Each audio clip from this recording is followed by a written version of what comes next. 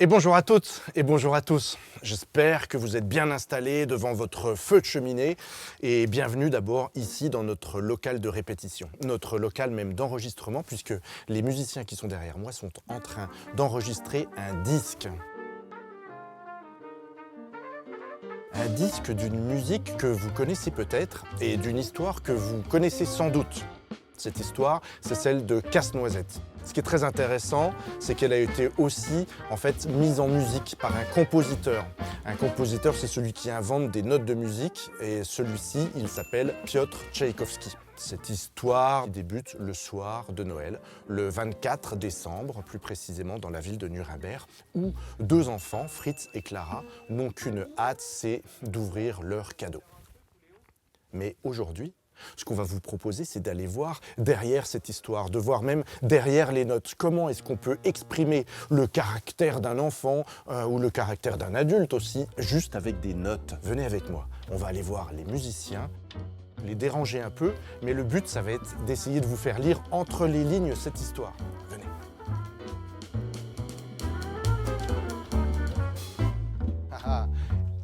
Et bonjour messieurs, vous allez bien ? Salut Thierry. Ouais. Alors bon, d'abord, merci de nous recevoir dans votre répétition. J'espère que l'enregistrement de votre disque se passe bien. Ouais, ça va ? Ça avance. On était en train de parler ensemble et on était en train de se dire que vous étiez ce soir en train d'enregistrer un disque qui s'appelle Casse-Noisette. Non, en fait, il s'appelle pas Casse-Noisette, il s'appelle Jazz Noisette parce que avec vous, on va parler de musique de jazz. Et surtout, on va regarder ensemble comment est-ce qu'on fait pour ressentir en musique, par exemple, ce petit garçon qui s'appelle Fritz. Fritz, il a 9 ans, c'est un petit garçon sympa mais colérique. Il adore donner des ordres à tout le monde, un peu comme toi. Il adore donner des ordres, il adore qu'on le suive et si jamais il n'est pas content, il se roule par terre en tapant des pieds. Non, mais c'est pas non plus qu'un enfant colérique. C'est aussi un enfant qui adore jouer avec ses soldats de plomb. Lui, il adore tout ce qui est militaire, l'ordre, la rigueur, taper des pieds en marchant et saluer militairement. Ah ouais. Bah ouais. Mais du coup, comment est-ce qu'on pourrait montrer ça avec des notes de musique ? Une contrebasse, une batterie, un saxophone, un piano. Si on demandait... Ouais. Trompette, Shems. Mais pourquoi la trompette ? C'est un petit peu un instrument militaire quand même, la trompette. Ah, c'est vrai. Tu peux nous faire une sonnerie militaire ? Bien sûr. Ah ouais. Et si maintenant je te demande de nous décrire Fritz avec des notes de trompette, militaire aussi, tu nous ferais comment ?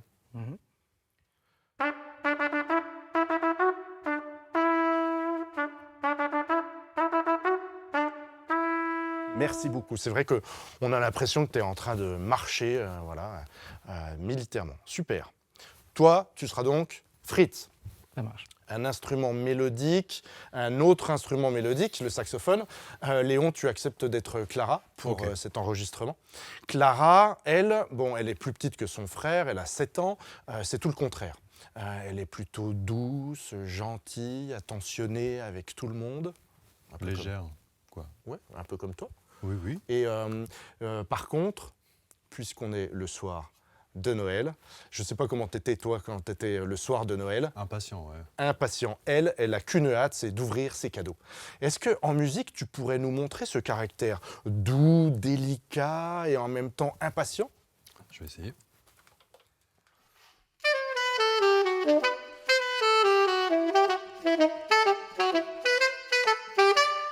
Bon, alors merci beaucoup. Alors pour le caractère doux et tout ça, on verra peut-être après.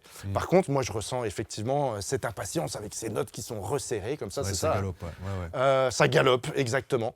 Bon, et bien alors, trompette Fritz, saxophone Clara, et bien je crois que maintenant vous avez tous les indices. Vous avez tous les indices pour reconstituer cette fois-ci la musique.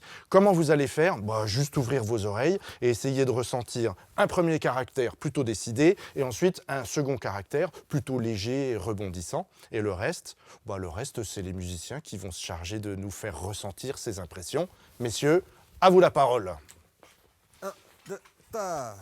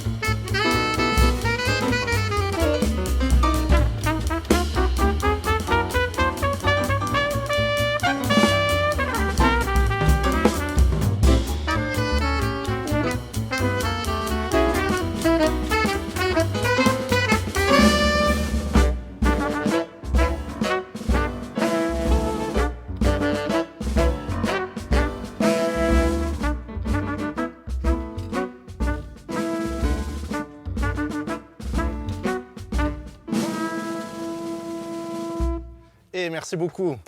Je ne sais pas vous devant vos écrans, mais alors moi, quand j'entends ici cette musique, j'ai vraiment l'impression de reconnaître deux caractères différents de deux personnages. Et c'est sans doute ça, la force de la musique, c'est de nous faire imaginer sans forcément dire trop de mots. On en est où dans notre histoire?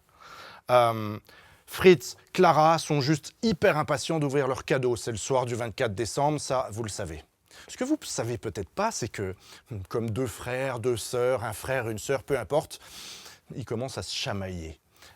Ils commencent à tourner autour du sapin. Et là, on entend Fritz qui dit à sa sœur « Tu m'attraperas pas, tu m'attraperas pas ». Alors sa sœur, elle, quand elle entend ça, vous entendez ça, vous? Venez avec moi. Et Nicolas, j'ai l'impression que ta musique, elle parle « m'attrapera pas ». C'est ça? Ouais. Ok. Disons que, puisque c'est ça, on va demander à nos personnages de venir un peu plus proches de nos oreilles. Vous entendez, il y a encore plus de notes, le son monte. Tout à l'heure, on s'est amusé avec la section mélodique, le saxophone, la trompette. Maintenant, la section rythmique. Le piano, on va lancer un défi à la contrebasse. Venez. Et Cyril, défi du jour, défi du 24 décembre. Joue-moi, s'il te plaît, quelque chose qui donne envie un peu de danser, mais interdit de jouer en même temps que le piano.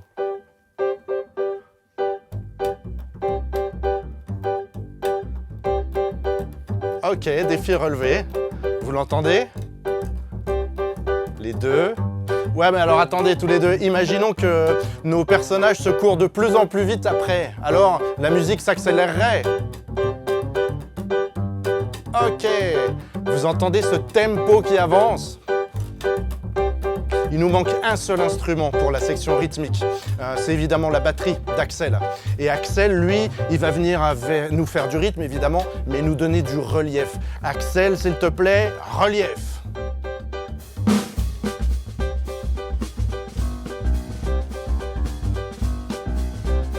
Bon, alors maintenant, vous le savez, il ne nous reste plus qu'à animer nos deux personnages. Notre Clara, notre Fritz, notre Fritz et notre Clara.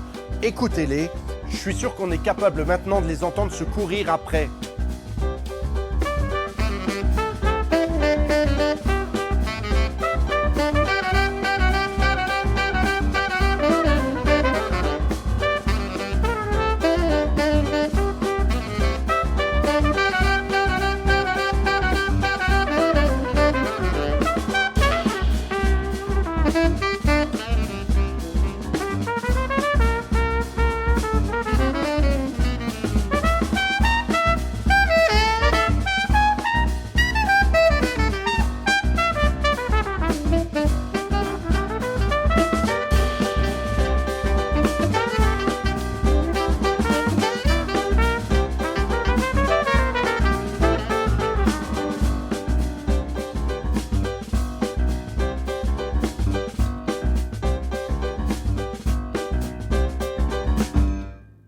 Merci beaucoup.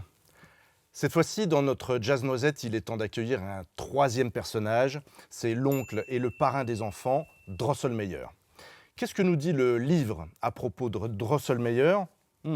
Conseiller de médecine, il n'était pas un joli garçon le moins du monde, tant s'en faut. C'était un grand homme sec, de 5 pieds 8 pouces, qui se tenait fort voûté et qui faisait que, malgré ses longues jambes, il pouvait ramasser son mouchoir s'il tombait à terre, presque sans se baisser. Il avait le visage ridé, comme une pomme de reinette sur laquelle a passé la gelée d'avril. À la place de son œil droit était un grand emplâtre noir. Il était parfaitement chauve, inconvénient auquel il paraît en portant une perruque gazonnante et frisée. Au reste, l'œil qui lui restait était vif et brillant. Bref, un personnage un peu particulier qu'on disait aussi bossu, chauve donc, parfois même peut-être un peu inquiétant. Il y a aussi quelque chose d'autre qu'il faut savoir sur ce personnage, c'est qu'il adorait trafiquer des automates. Il faisait des marionnettes qu'il animait. Et ce serait peut-être aussi intéressant, puisqu'on étudie ensemble les caractères de la musique, de se demander comment est-ce qu'on pourrait dire, Nicolas par exemple, un automate en musique. Comment tu ferais ça?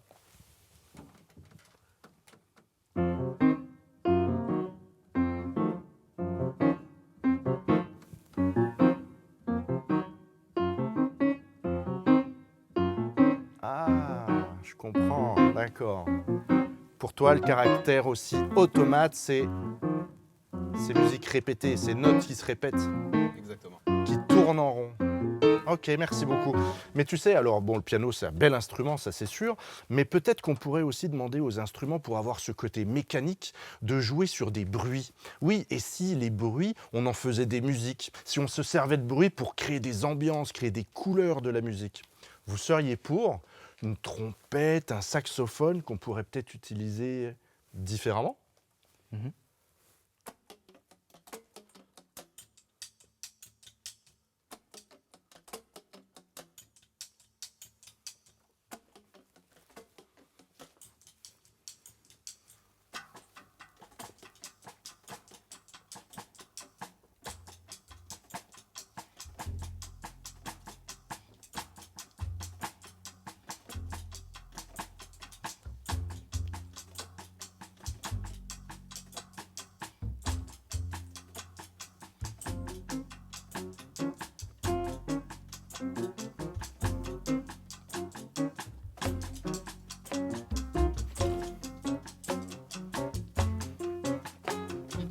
L'oncle Drosselmeyer était un parrain adoré des enfants. D'abord parce qu'il était très gentil, mais aussi parce qu'il leur offrait toujours juste des cadeaux fabuleux. Mais c'est vrai qu'il était quand même un peu particulier, et peut-être même que dans la musique, on pourrait entendre que parfois les enfants le trouvaient même inquiétant.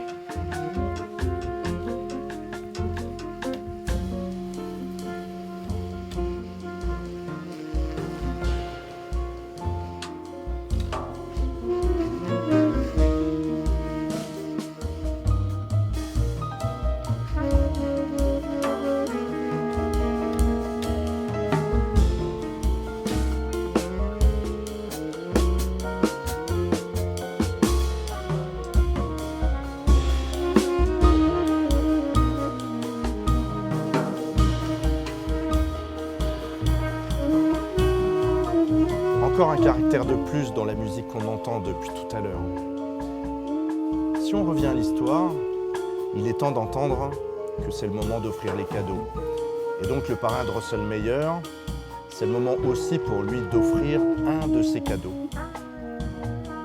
Ce cadeau, c'est un grand soldat en bois, qui en même temps d'être un soldat de bois, est un casse-noisette. Qu'est-ce qui va se passer dans l'histoire? Je vous propose d'en parler au prochain épisode.